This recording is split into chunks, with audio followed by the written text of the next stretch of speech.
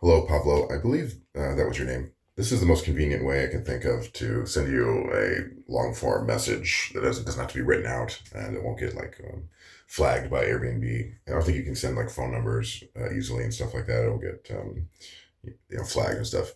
But I think a YouTube link should be okay. So I've stayed at many of the Airbnbs over the past few years, and I was a carpenter for a long time, and as well. So, but and I'm also not the kind of person who would kind of make a bad review if there's something different or I don't like. That's not my ideal. I'll leave that to the other people who seem to like to complain.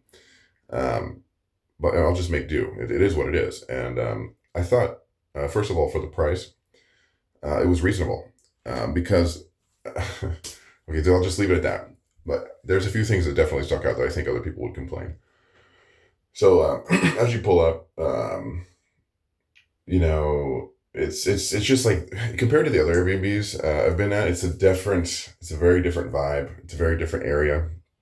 It's very, I guess, not an insulting way, but it's unkempt compared to other Airbnbs I've stayed at. Usually, it's like everything's very nice from beginning to end. And that's fine. Some of them are not. Some of them are just trailers. I've stayed in some that are just trailers, and that's fine too. I've actually enjoyed those ones the most.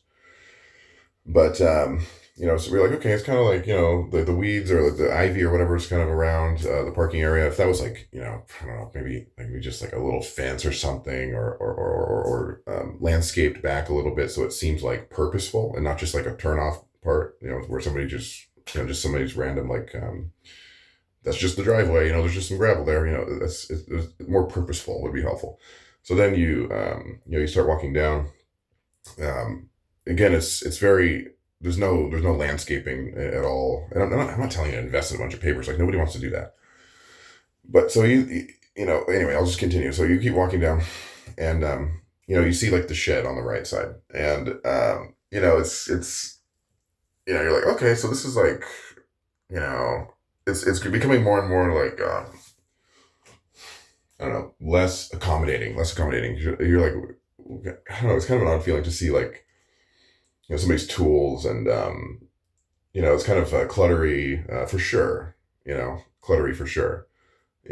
Maybe even like installing something, just some sort of barrier there along that side or along even the front to close the front of it, like some sort of zip wall, like some sort of mesh. They have this mesh stuff that um, cuts sunlight down. It's like just a gray or black kind of a roll material. Comes in a big roll, like Tyvek.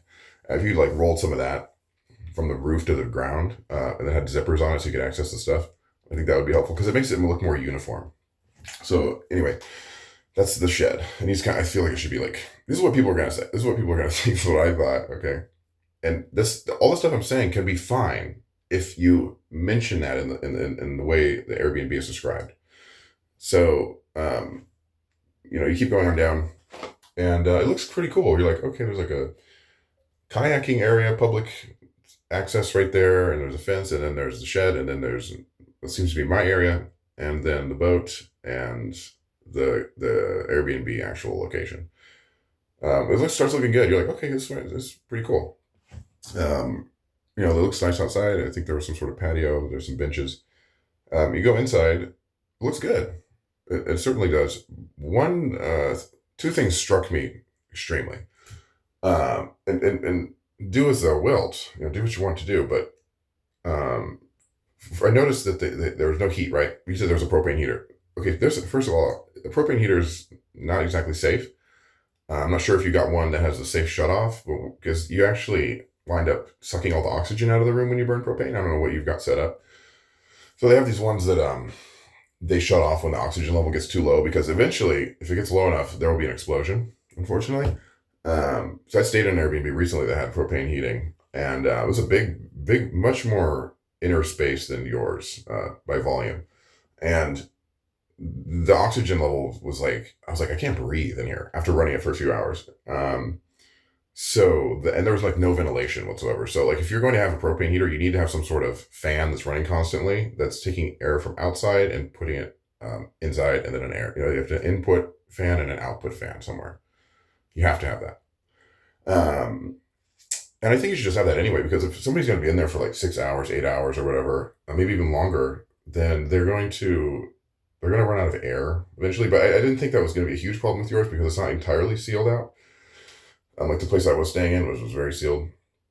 So that brings me to the next thing, which is well, actually, I'll finish on this topic. So the propane, so the heating. So I'm thinking, okay, so $60 to use the sauna. In the description, I'm confused. I'm like, okay, where is the sauna? I couldn't tell if it was in the same building or if I had to walk to it. It sounded like maybe it was located somewhere else.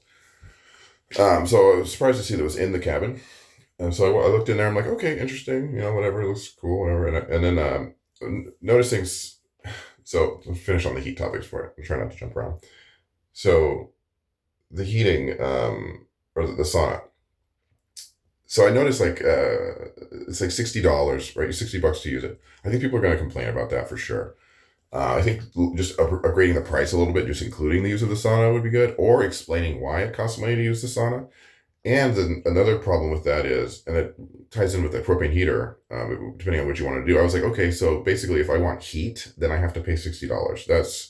That seemed a little off, confusing to me. Like this didn't make sense. I was trying to figure out, like, okay, like my mind started to think, okay, how can I use that heater without him knowing, without the owner knowing? Because I want heat. I didn't wind up doing that. Actually, we didn't wind up staying there. I just had a bunch of other stuff going on and my kids and stuff. I didn't really spend much time there, to the point where I needed heat. I did spend a few hours there in total though. And, so that's the thing. It seems like you had to pay for heat. It didn't really make sense. Like, how do you use it if you need it? There's like a fireplace in the middle of the room in the living room. Like, do you have to pay for that? Why are there rocks in front of it?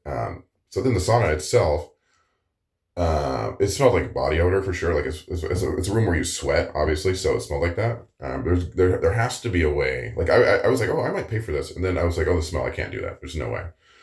It just seems like really unclean. And even if it's unclean, I don't really generally care. But the smell was it's somebody else's body odor, and nobody wants to smell that. So figuring out a way to sanitize that, or to absolutely has to occur. There has to be some way to get rid of the smell or to mask it. It has to be inviting, and it's certainly not that. So yeah, and then yeah, and then like I understand like the car battery thing for sure, like the light. Like the hunting stuff is totally cool, like the axe and the bow and all that stuff.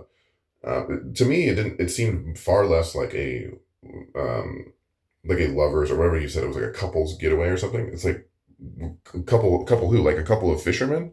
That's about like that's the only couple I think of, because I think the ladies would not particularly enjoy the environment.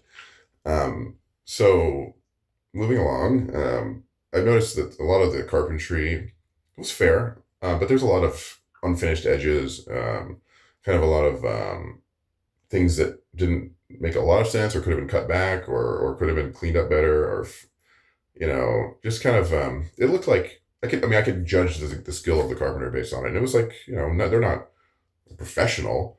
Maybe they are, maybe they claim they are, but it wasn't. There's just a lot of rough edges, like on the cuts. Like there's like a board sticking out wherever, and there's no. I mean, this is finished carpentry, right? It's the finished product. It's the outside, what you see. Those like edges should be smoothed out, sanded, for sure, at least a little bit, to give it more of a refined and clean look. Maybe some stain.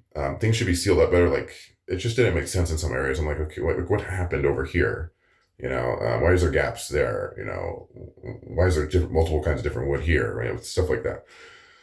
And then one of the other huge things, I was like, what the heck? This makes no sense. Like, why did they go through all this trouble and then not do this? And that was that there was no window above the bed, right above your head. There was just I think Tyvek or some sort of vapor barrier material, which to me was like, what? There's windows everywhere else. That didn't make any sense. I was like, they need a window in there for sure. Um, Anything, just a piece of glass would be good. You know, um, very simple to install. Um, so yeah, the window and the heater. So let's see, what else was it? I think that's generally most of the points. Definitely the description of the location doesn't match at all. Like what's you're actually going to get. It's difficult, I think, to really describe and demonstrate to people what they're going to be seeing before they see it. I understand that, but you know, it just seemed very surprising, and I think it's a lover's good. I did no idea where the bathroom was either. No clue. No idea where that was. So I just went pee around the building, and then yeah, I mean, it might be good even to go around it, like to cut all those bushes back, like maybe 2 or 3 feet all the way around the building, and then put some gravel down and like some pressure treated 4x4s on the ground, laying down, and to kind of to create a barrier around what is intended for the customer and what is kind of not. If things were like absolutely so, like, overall, I think a lot of that need to occur on the exterior, like defining the edges of what is rentable or what has been rented, and like cleaning it up, making it inviting, certainly, and then like things that they're able to see certainly should be have the same treatment, within reason. But yeah, and things that are like beyond your ability or beyond the scope of what you're willing to do, to make things better like that, to clean them up, like the shed. Maybe there's nothing you can do about it. It just needs to be somehow demonstrated in the description that it is not, it is not, there's a degree of rusticism. There's a degree of like kind of out like you just have to describe it. You can't be like this is a palatial, beautiful resort experience. A spa experience, and then you see like somebody's shovels. When you're walking down to it, like that doesn't match. Um, for sure. I mean, I think you should have totally advertised it as like a fishing thing. Like that's what it seemed like to me. Like this is obviously like a fishing kind of hideout thing, like a clubhouse, kind of a fishing base. Advertised for fishing or boating or like father son minimal camping, or something like that. Cabin time, for sure. But like couples getaway yoga stuff didn't resonate at all, for sure.